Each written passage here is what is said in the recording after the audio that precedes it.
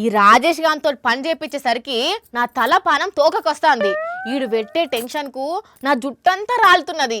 యాళ్లకు రాడు, వార్త దేడు, యాడ ఏ రాచకార్యం వెలగబెడుతున్నాడో మనిషి అసలు. హే Google, translate this into Japanese. I am Rajesh. I came from India.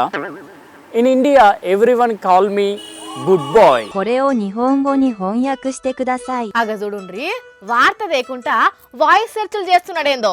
Or వారి హే వాణి, హిమాకర దేన్వ సూర్యో అంటే నేనే నీకు కాల్ చేద్దాం అనుకుంటున్నా, నువ్వే కనిపించినావు అంటున్నా.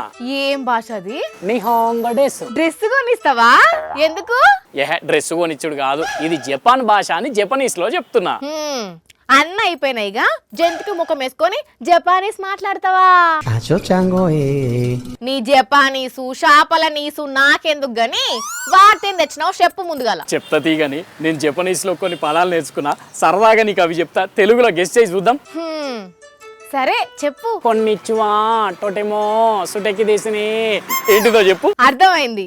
సుట్ కేస్ కొని అందులో టమాటాలు కొనుక్కపోతా, కరెక్టే కదా? కాదులే గాని సరే, ఇంకో ట్రై చేయి. వాతాశివా పిండోకరా హిమాసిత. చెప్తా చూడు. వాత శివ అంటే శివ వాత పెట్టిండు. ఇండోకర అంటే అలా ఇంటామే కర్ర పట్టుకొని, హిమాషిత శివను కైమా కింద చితగొట్టింది, అంతే కదా? నీ తలకాయ్. అరే నేను ఇండియా నుంచి వచ్చిన, నా పేరు రాజేష్, మీరు చాలా అందంగా ఉన్నారని చెప్పిన నేను. నువ్వేమో శివవాత పెట్టిండు, వాళ్ళు ఇంటామే సీత కొట్టింది అని పడతాంటివి. మరి అట్లనే ఉన్నాయి ఆ పదాలు, నన్నేం చేయమంటావు? అయినా ఇప్పుడు జపనీస్ గోలేంది? ఎందుకంటే నేను జపాన్ పోదాం అనుకుంటున్నా కాబట్టి. నువ్వా? జపానా? ఎందుకు? ఎంటికలు బాగా ఊడుతున్నాయి వాణి. అయితే ఆడికి పోయి అలా ఎంటికలు వీకి అతికించుకుంటావా? ఏసీ కాదు, అక్కడ గుళ్ళో మొక్కులు పెడదామని పోదాం అనుకుంటున్నా. ఏంది జపాన్లో ఉన్న గుళ్ళే మొక్క? అవును, ఎంటికలు ఊసిపోకుండా ఉండాలని మొక్కుకునేది పోదాం అనుకుంటున్నా. ఎంటికలు ఊడద్దని మొక్కు పెట్టుడేంది, దానికి జపాన్ దాకా పోవుడేంది? ఎందుకంటే అక్కడ ఎంటుకలు ఊడిపోకుండా చూసే దేవుడు ఉన్నాడు కాబట్టి. ఎంటికలు ఊడకుండా చూసే దేవుళ్ళు సపరేట్ ఉంటారా ఏనన్నా? అరే నిజం, జపాన్ అరాషియామా బ్యాంబూ ఫారెస్ట్ లో ఉన్న మికామి శ్రైన్ గుళ్ళో మొక్కులు పెట్టుకుంటే ఎంటికలు అస్సలే ఊడాయట. ఇదెక్కడ చిత్రం రో? మనం గుడికి పోగానే మన ఎంటికలు కొన్ని కత్తిరించి కవర్లేసి మనకే ఇస్తారట. వాటిని జాగ్రత్తగా చేతిలో పట్టుకొని దేవుని ముంగడ పెట్టి మంచిగా దండం పెట్టుకోవాలట. మళ్ళా ఎంటికలు తీసుకుపోయి పూజారికి ఇవ్వాలన్నట. ఏం దేవుడు అసలు అక్కడ ఉన్నది? పుజివారా ఉని మనోసుకే మసయుకే దేవుడు. దేవుని పేరేనా అది?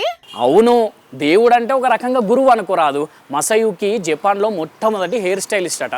హెయిర్ స్టైలింగ్ను ఒక వృత్తిలాగా క్రియేట్ చేసి అందరికీ ఇంట్రడ్యూస్ చేసిందే మసయుకి అట అక్కడ. అందుకని 100 ఏళ్ల క్రితమే ఆయనకు గుడి కట్టి అప్పటి నుంచి ఆయనను గురువుగా దేవునిగా కొలుస్తున్నారట అక్కడ వాళ్ళు. అవునా? హెయిర్ స్టైలిస్ట్ అయిదాం అనుకున్న వాళ్ళు అక్కడికి పోయి మొక్కులు పెట్టుకుంటే మస్తు పేరు వెళ్తారట. అదే ఎంటికలు ఊసిపోతున్నాయని బాధపడేటోళ్ళు మొక్కులు పెట్టుకుంటే ఎంటికలు ఊసిపోవటిగా. నిజమా? అరే వేరే దేశాల నుంచి కూడా వచ్చి దర్శనం చేసుకొని పోతుంటారట. అందుకే నేను కూడా పోదామని ప్లాన్ చేసిన.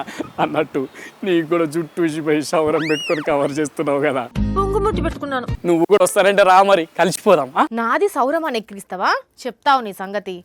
ఏడికి పోయేది? లీవ్ ఎవరిస్తురని నీకు పోయొచ్చేందుకు? ఒకళ్ళు ఇచ్చేదేమున్నది, సిక్ లీవ్లు ఉన్నాయి కదా, వాడుకుంటా. సిక్ లీవ్ సిక్ అయితే ఇస్తారు, చికెంటికల కోసం ఇయ్యరు. లీవ్ ఇచ్చేది లేదు, నువ్వు పోయొచ్చేది లేదు, గానీ నడివిగా చక్కగా. గుడికి పోయేటో నాపితే పాపం కలుగుతుంది చూడు. పాపం లేదు, పాపడ బిల్ల లేదు, గానీ నడు. ఎంటికలు ఊసిపోయి బిట్టు పెట్టుకునేటట్టు గాను ఆ నొసలు కాడ ఎంటికలు ఊసిపోయి ఇంకింత బట్టతల లెక్క కనిపించ. అప్పుడు కానీ అరే అడ్రస్ ఇప్పురా, నేను కూడా వస్తా అక్కడికి పోయి మొక్కులు పెట్టుకుంటా అంటావు కానీ చెయ్యి. అన్నేదో అట్లా అన్నా గానీ ప్లాన్ చేసుకొని ఒకసారి పోయి రావాలి. జుట్టంతా ఊడిపోతున్నది.